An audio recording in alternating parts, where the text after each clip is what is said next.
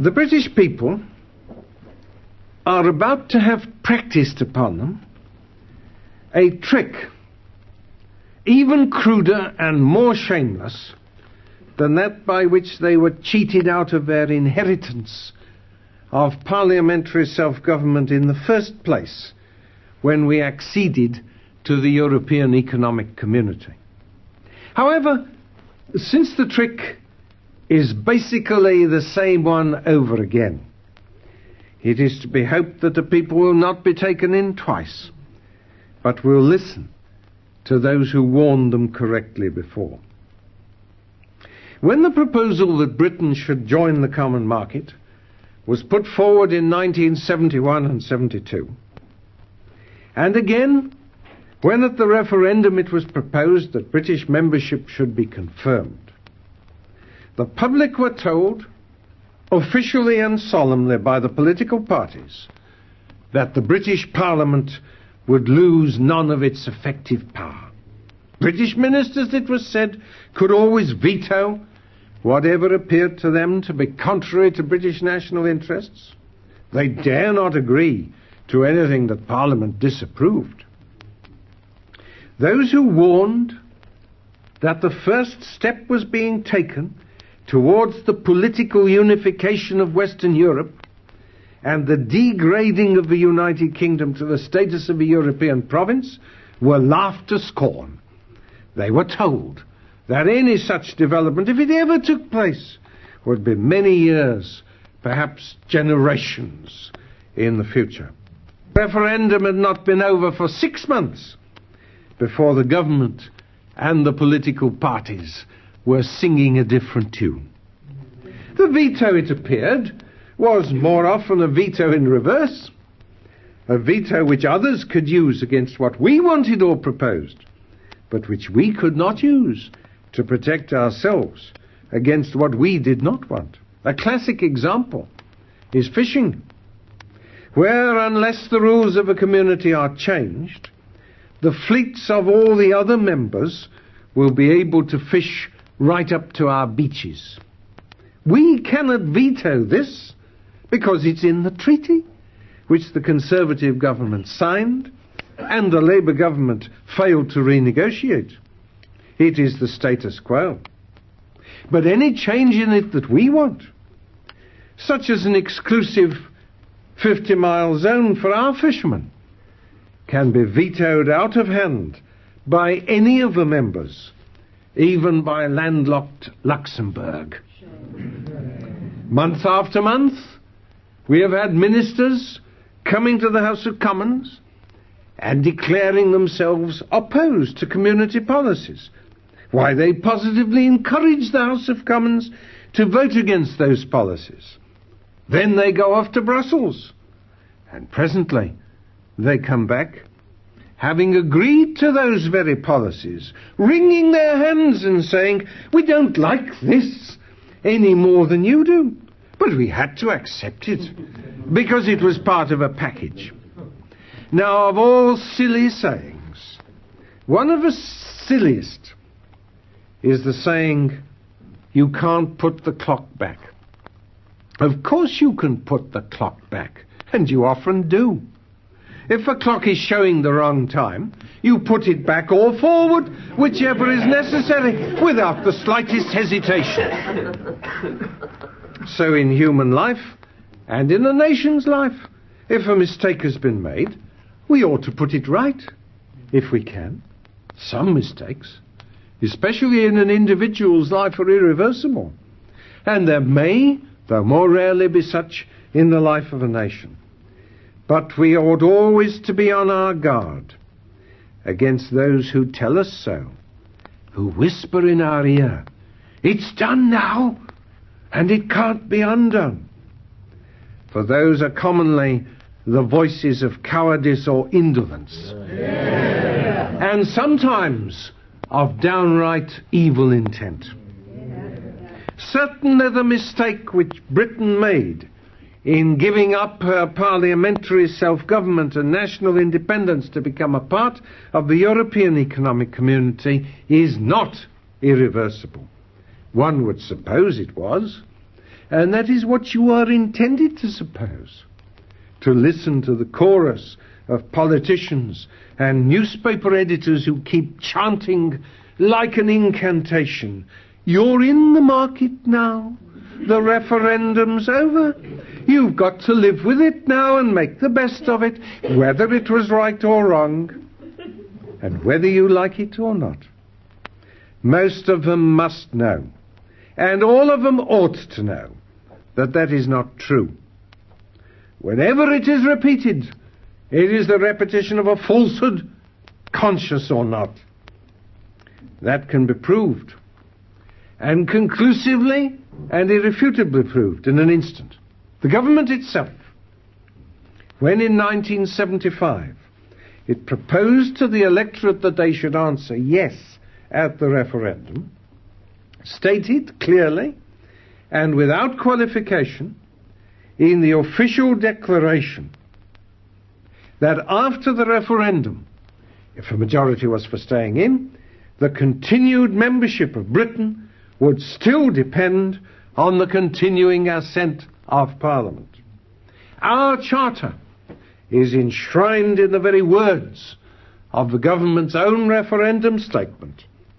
The British Parliament retains the final right to repeal the Act which took us into the market. Thus our continuing membership will depend on the continuing assent of Parliament. No room there for the suggestion that now the referendum's over, it's all settled. No. The government's solemn assurance is that the question is not settled and remains at all times open. Nor is there any room for arguing that we are bound, either morally or legally, to a decision once taken. If that were so, there could be no talk about the continuing assent of Parliament. Parliament would have to be told, "You're bound now and cannot and must not break your word." Nothing of that.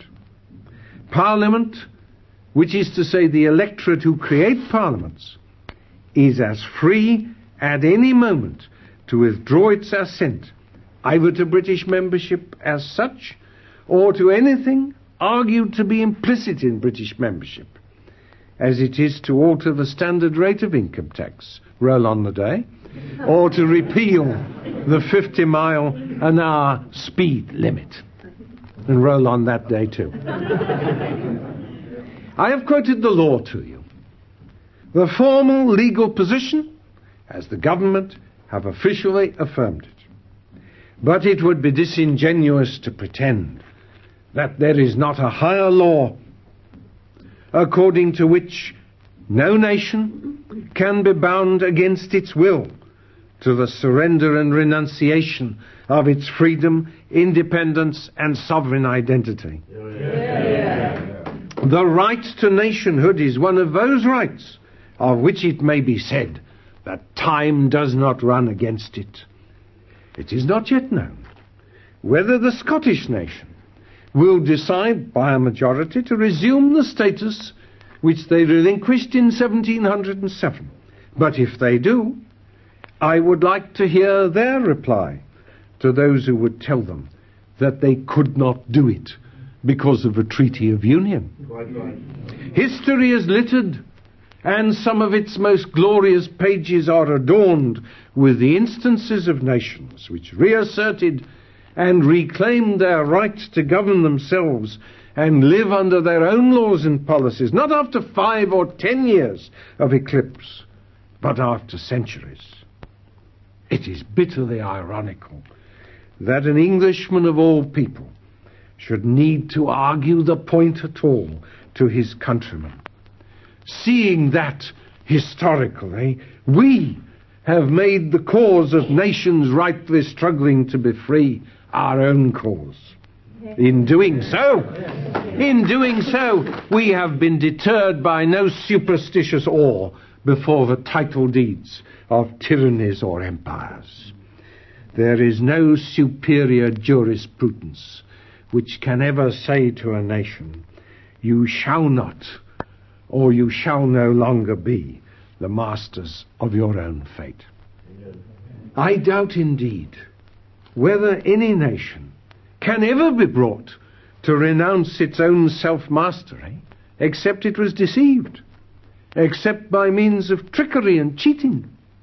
Certainly it was by deception that Britain was hijacked into the European Community in 1972. It was by deception that it was induced to give retrospective assent to the hijacking at the referendum in 1975. And it is by deception that the hijackers are now engaged in obtaining a further stage of Britain's amalgamation into the new West European state by a new and far-reaching transfer of authority. Parliament is shortly going to be invited to authorise the direct representation of the electorate of the United Kingdom in a Parliament of the EEC. The government claim to have discovered that we are morally and legally bound to do this in accordance with the Treaty of Rome, to which we acceded by the Treaty of Brussels in 1972. Now, it's a most extraordinary thing and highly convenient for the hijackers that this discovery remained unmade, or at any rate unannounced, not merely until after the exhaustive debates in 1972, when the European Communities Bill was forced through the House of Commons by means of the guillotine and the grace of a handful of Liberal MPs, but until after the referendum in 1975. Was it not extraordinary that no one should have happened to mention to those who might have been considering voting yes, that thereby, incidentally, they were approving the principle of a directly elected European Parliament? It was indeed. But what is more remarkable is that the government were at pains to declare that the question of direct elections was outside the referendum altogether. It almost defies belief that direct elections to the European Assembly were not mentioned at all in the document which the government addressed to the electorate at the referendum. Many of us, of course, did at that time warn the electorate that a yes vote meant commitment to a European Parliament, which would supersede and override our own. But if we had dared to say that in the event of a yes vote, such a thing would be agreed to within a year, we should not merely have been pooh-poohed as alarmists with extravagant imaginations. We should have been accused of downright lying.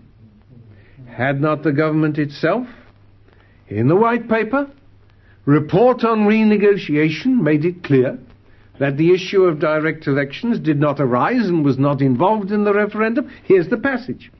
It was made absolutely clear by the United Kingdom that Her Majesty's government could not take up a position on the proposal for direct elections to the European Assembly by universal suffrage before the process of renegotiation had been completed and the results of renegotiation submitted to the British people.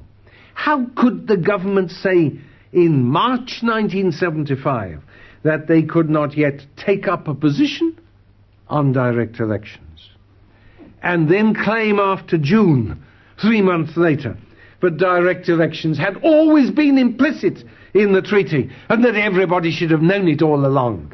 It was a piece of electoral deception worthy to put alongside the Conservative parties "Our commitment is to negotiate no less, no more" at the 1970 election. What it turns out the government were really doing was to tell their European colleagues that until after the referendum they didn't intend to reveal to the British people that those who voted yes were voting for a directly elected European Parliament, because that would have blown to the winds the claim of some pro-marketeers that no real diminution of national independence and self-government was involved. Of course it was. Of course it is. Does anyone seriously imagine that the Parliament of this country will for long be allowed to debate matters which have already been debated and approved in a directly elected Parliament of EEC? Our own national Parliament at Westminster will soon be told to mind its own little local difficulties and not meddle in the affairs of a community, which are the business of those directly elected by the same electors for that very purpose. It is true that at present the formal powers of a European Assembly are limited, though they do include the power of almost nuclear dimensions to dismiss the European Commission itself or to reject the community's entire draft budget. What is true, however, is that those powers can at any time be extended by amendment of a treaty, and that under Section 1 of the Act of 1972, that would require no more than a single vote of the House of Commons, taken after a debate which need last no more than 90 minutes. It is true that Parliament, and through Parliament the electorate, have still the power to refuse to accept direct elections. But the same soft soap is being used again as in 1972 and 1975. On the one hand, we shall be assured that it's only direct elections to the present Assembly, with its present limited powers which are at issue. There are no proposals for increasing those powers, so why worry? The argument will run. It won't be for a long time ahead, if ever, that the directly elected Assembly becomes a real Parliament with real powers, and that will only happen in the fullness of time if we agree to it of our own free will. On the other hand, we shall be told that it would be bad faith to reject an undertaking to the other member states into which the government have entered, and that in any case direct elections were always envisaged by the Rome Treaty to which we have acceded. This is false, and I will prove it to be so, and I will prove that the government themselves know it to be so. Once again, the British nation is to be induced by trickery to sign away its birthright. Let me read to you the words in the Treaty of Rome, which, so the government claimed to be convinced, create an obligation upon member states to set up a directly elected European Parliament. The article which lays down the procedure begins as follows. The Assembly shall draw up proposals for elections by direct universal suffrage in accordance with a uniform procedure in all member states. Now, this has nothing whatsoever to do with what the government are proposing to stampede Parliament and the country into accepting. The attempt to cite the Treaty of Rome as committing this country to what the government propose is a barefaced piece of deception. The treaty does not refer to any old proposals for direct elections. It refers to elections by direct universal suffrage in accordance with a uniform procedure in all member states. Any proposals which do not provide for a uniform procedure in all member states do not comply with the treaty, and the attempt to use the treaty to commend or enforce them is not even a withered fig leaf to cover the nakedness of usurpation. Be under no misapprehension that that is what is involved in the issue of direct elections, and that it is fully intended by those who will strain every nerve to bring direct elections about. There cannot be coordinate authority between two sets of persons representing the same electorate. What the one gains, the other must lose, and the gain will be to the body which has the larger claim. Already, Parliament in 1972 has conceded to the community the right to legislate and tax and determine policy over the head and behind the back of the House of Commons. Already, so the judges have told us, the law of the community prevails over the law of the United Kingdom in case of conflict. The sphere within which these competencies are exercised by the community can at any time and any stage be enlarged by no more than one debate and a single vote in Parliament.